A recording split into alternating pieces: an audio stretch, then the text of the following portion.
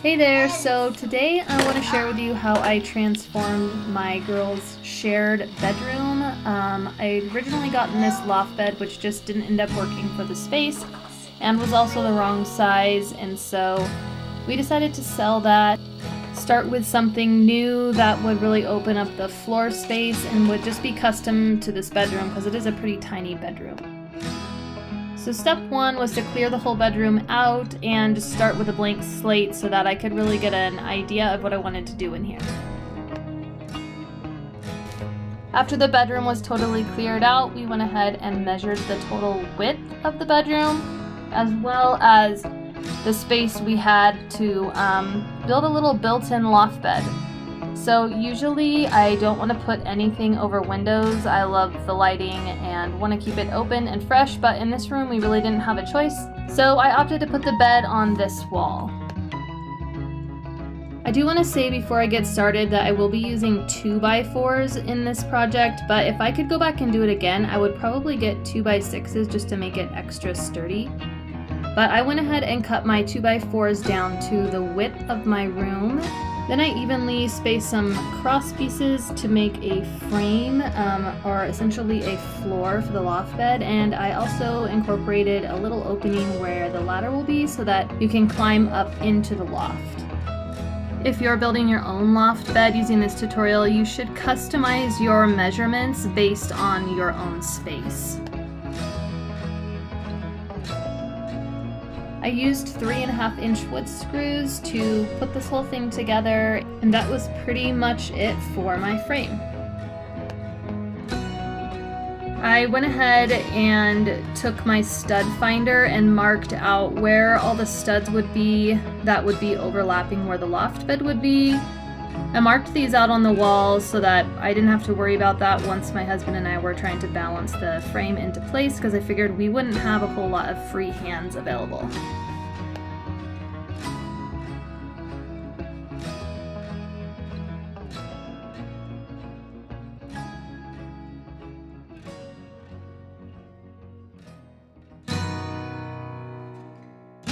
Once we got the frame in, it was just a little bit too snug, and I'm pretty sure that has nothing to do with the fact that I had a 4-year-old help me measure the width of this room. So after we butchered the sheetrock on our wall for a little while, I eventually did end up taking off the end of my frame and just giving those cross boards a little trim so that it fit a little less snug into the wall. Then I went ahead and screwed through the frame into all the studs that were touching the loft area. I used this 1/4-inch plywood as the floor to my loft. I would have picked a thicker, smoother piece, but lumber prices are insane right now, and this normally cheap piece of plywood was already pretty expensive. And I knew it would be covering it up anyways, so I went ahead and screwed this down to my frame using 1.5-inch screws.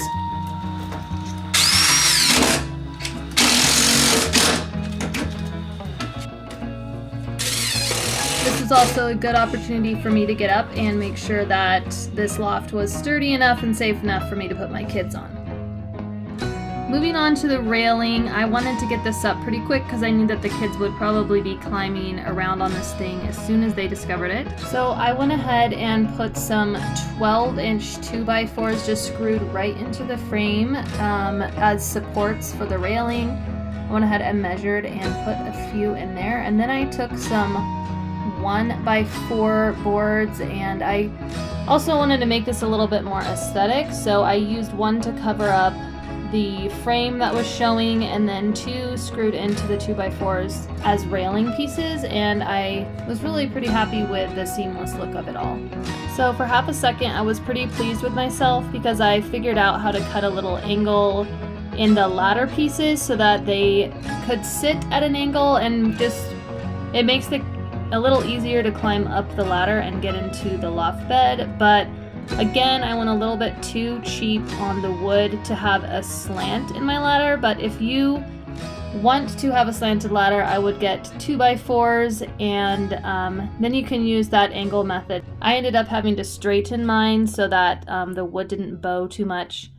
Then I just used these 1x2s as cross pieces in the ladder, just screwed right into those 1x4s. I used this little 11-inch spacer to make sure that all my rungs were evenly spaced.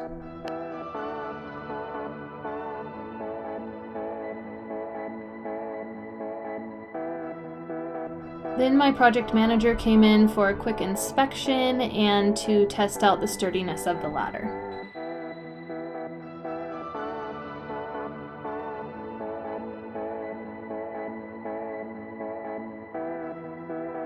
So at this point I was done with construction and I could just focus on the finishing, so I painted the whole base and ladder white to match our walls, the same color, which is Alabaster by Sherwin-Williams.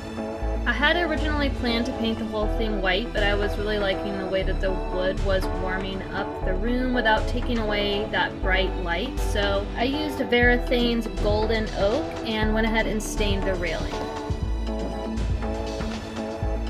So I wanted to make the flooring of the loft cozy because my youngest daughter often plays up on her bed area, and so Home Depot has these stick-on carpet pieces that are fairly inexpensive, and there's just kind of a little range of quality and price, so you can pick whatever you want.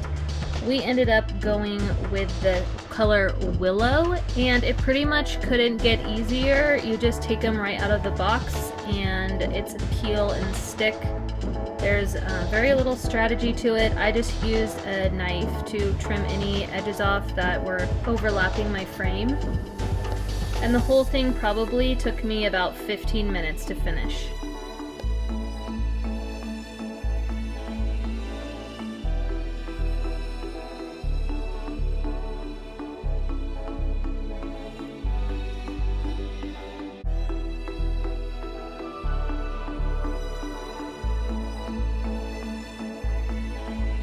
Once all your carpet pieces are stuck down, you can give it a vacuum, and that will help hide all those lines. I hadn't done that yet, but this is the finished product. So something that was bothering me was that I could see the edge of the carpet pieces and a little bit of the frame. So I just went in with some 1x2 pieces and created a little molding just to hide this seam.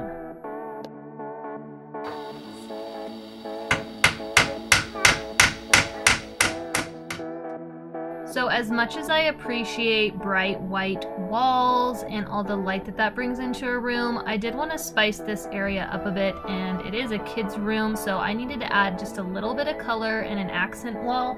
So I stopped by the grocery store and picked up some inexpensive plain sponges and 3 paint colors, just a beige, a turquoise, and a pink. And basically what you do here is you get a small amount of paint on the edge of your sponge, and then you squish that into the wall.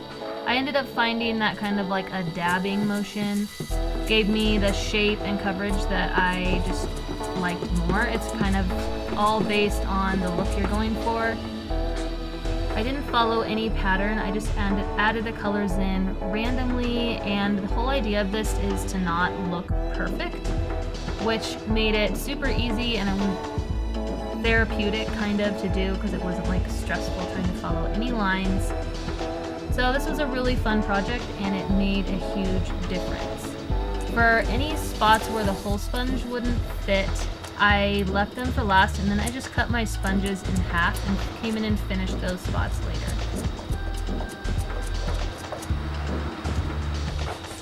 Once the wall was done, we made a quick girls trip to IKEA and got some little end tables to just add a little bit more storage and functionality to this space, as well as some cute little decor pieces to really bring the space together.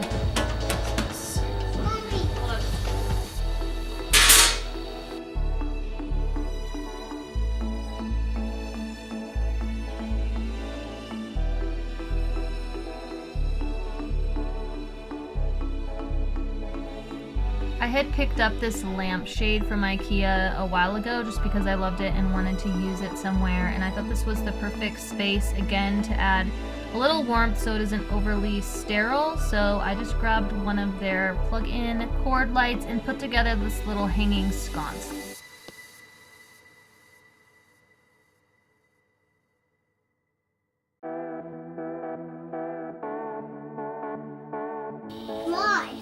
Get down! Go hand me the pillows! What do you want? So that we could make a little reading nook.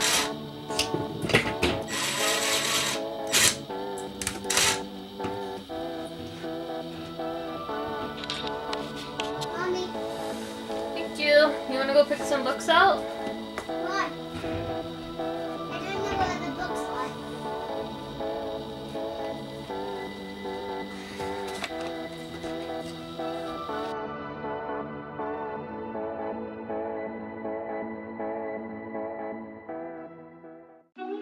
And after we added all the random junk, the room was done and we loved the way it turned out. The girls are super proud to bring their friends and see their room. The loft ended up being a really good solution for this tiny room, and we got a little bonus play nook for our 4-year-old.